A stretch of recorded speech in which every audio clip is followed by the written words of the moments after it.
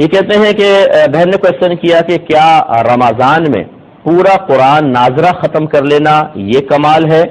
یا پھر ایک اور شخص ہے جو تفسیر کے ساتھ قرآن پاک پڑھتا ہے لیکن 15 سپاروں سے آگے نہیں بڑھ پاتا، یہ افضل ہے؟ میری بہن، آپ 15 سپاروں کی بات کر رہی ہیں، میں بالکل وثوق اور دلائل کے ساتھ ثابت کر سکتا ہوں کہ قرآن عظیم کے ایک رکوع کو اگر آپ ترجمہ اور تفسیر کے ساتھ پڑھ کر اچھی طرح سمجھیں، یہ آپ کے 50 قرآنوں پر بھاری ہے۔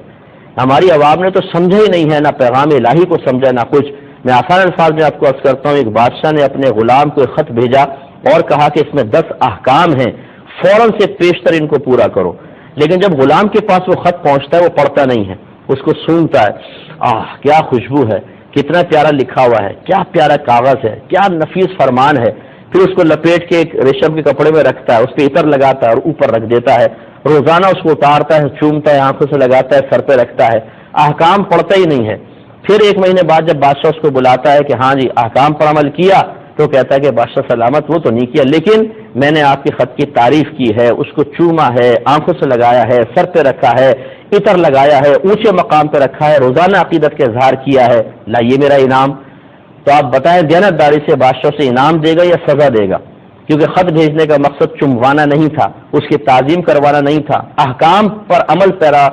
ہونا یہ مطلوب بادشاہ تھا۔ اسی طریقے سے قرآن ہے کہ اللہ نے قرآن اس لیے نازل نہیں کیا کہ آپ اس کو چومیں، آنکھوں سے لگائیں، سر پہ رکھیں، صرف عربی عبارت پڑھیں، بچے رخصت ہونے لگے تو اس کے سر پر رکھ کر اس کو رخصت کر دیں، اور باہم جھگڑے ہوں تو اس پہ حلف اٹھائے جائیں، بلکہ اللہ تعالیٰ نے قرآن پاک کو اس لیے نازل فرمایا تاکہ اس کو پڑھیں، اس کو سمجھیں، اس کی آیات کی روشنی میں اپنا محاسبہ کریں، اپنے عمل کو درست کریں، اس کے احکامات پر عمل کریں۔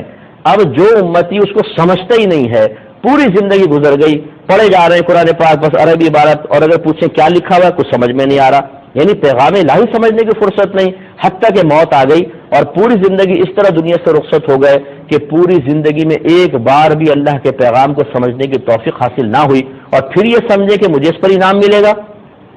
تو میں یہ نہیں کہہ رہا ہوں کہ جو عربی عبارت پڑھتا ہے اس کو ثواب نہیں ملے گا، لیکن قرآن حصول ثواب کے لیے نازل نہیں کیا گیا۔ قرآن اٹھا کے پڑھیں، قرآن کو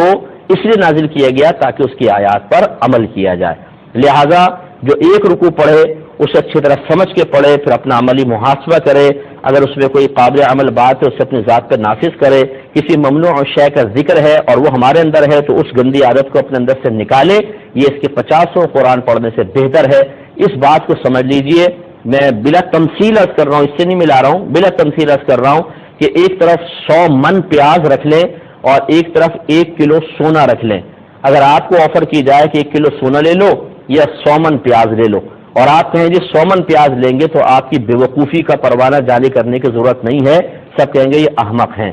مقدار کے اعتبار سے کم ہے لیکن مالیت کے اعتبار سے زیادہ ہے، تو جو قرآن سوچ سمجھ کے پڑھے گا اس کا زیادہ ثواب ہے۔ ہماری بڑی بوڑھیاں بیٹھ جاتی ہیں پڑھ رہی ہیں قرآن زبردست رمضان میں، جی کتنے قرآن ختم کیے؟ اس دفعہ بھی میں نے 10 قرآن ختم کر لیے۔ کیا فائدہ ہوا 10 قرآن ختم کرنے کا؟ صرف ثواب؟ اس لیے تو قرآن نازل نہیں کیا گیا تھا، قرآن تو سمجھنے کے لیے نازل کیا گیا تھا، قرآن عمل پیرا ہونے کے لیے نازل کیا گیا تھا، اور وہ مقصد آپ نے پورا نہیں کیا، اب جا کے پھر اللہ تعالیٰ کو جواب دیجیے گا کہ کیا آپ نے کیا اور کیا نہیں کیا۔